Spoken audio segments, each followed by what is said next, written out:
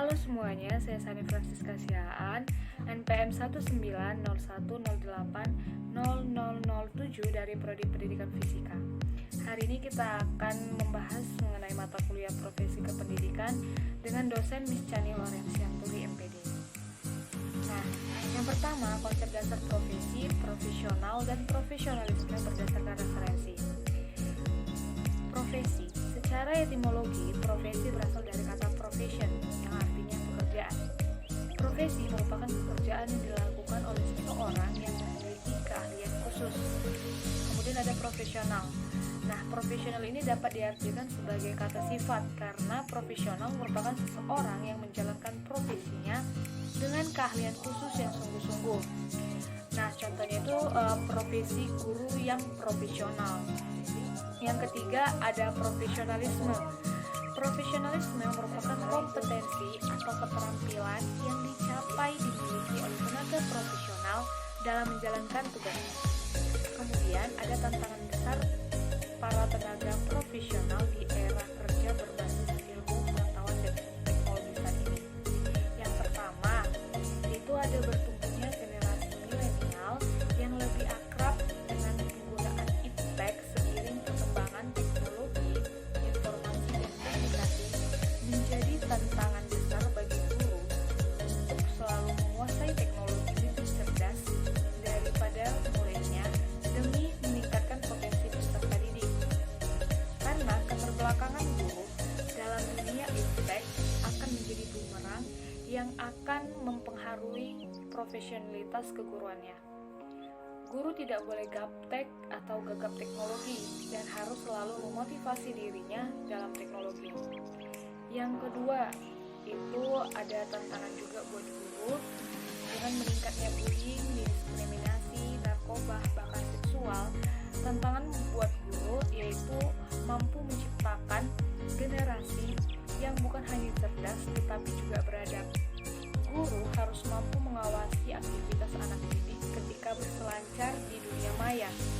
Komunikasi siswa saat ini cenderung alay dan berupa simbol-simbol yang tidak dapat dimengerti oleh orang dewasa. Ketika guru sudah masuk di dunia siswanya, maka akan lebih mudah bagi guru mengantisipasi hal-hal negatif yang setiap saat selalu menghantui. Nah, yang ketiga itu tenaga profesional dari seorang polisi, yaitu banyaknya pelaku kejahatan dan ancaman seperti serangan cyber, kejahatan perbankan, penyelundupan bahan peledakan senjata api, hingga penyebaran berita hoax di teknologi informasi. Nah, polisi harus menguasai dan memahami pemantauan digital atau digital monitoring untuk memantau media online atau media sosial di segala upaya. Polisi juga harus mampu mendeteksi dini atas apa yang menjadi tren di media sosial, sehingga memiliki informasi yang cukup untuk melakukan langkah-langkah pencegahan atas kejahatan.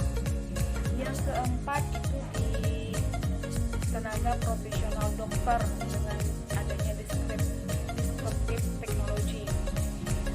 Tantangan dokter pada era ini yaitu hadirnya alat-alat kedokteran yang canggih. Dengan perkembangan iptek ini, maka dokter harus memiliki kapasitas pengetahuan dan intelektual dalam menyikapi teknologi. Kemudian, yang kelima, tenaga profesional dosen, yaitu paradigma dan pola pikir yang dinamis. Menjadikan tantangan untuk dosen yang harus menguasai berbagai perangkat teknologi yang diperlukan dalam proses pembelajaran di kampus. Pengurusan administrasi yang umumnya menggunakan perangkat digital dan dilakukan secara online perlu disiasati dengan baik. Dosen harus terus mengembangkan kemampuannya agar bisa berperan secara relevan dalam bidang pendidikan. Nah, yang kemudian mengacu pada 5 tantangan yang dimaksud, uraikan langkah solutif atau antisipatif yang harus dilakukan para tenaga profesional. Nah, yang pertama, para tenaga profesional harus menguasai teknologi lebih cerdas demi meningkatkan potensi dirinya di bidang keprofesionalannya. Yang kedua, tenaga profesional harus menguasai dan memahami pemantauan digital atau digital monitoring untuk memantau media online atau media sosial di segala upaya. Contohnya itu pada tenaga profesional polisi. Yang ketiga, tenaga profesional harus mengakses informasi dan teknologi jika ia tidak mau tertinggal. Yang keempat, belajar serius agar mampu mengoperasikan perangkat teknologi, terutama teknologi informasi. Dan yang kelima, terakhir, aktif dan inovatif dalam mengaplikasikan ilmu pengetahuan dan teknologi, terutama pada seorang guru dan dosen dalam media pembelajarannya. Sekian yang dapat saya sampaikan. Terima kasih.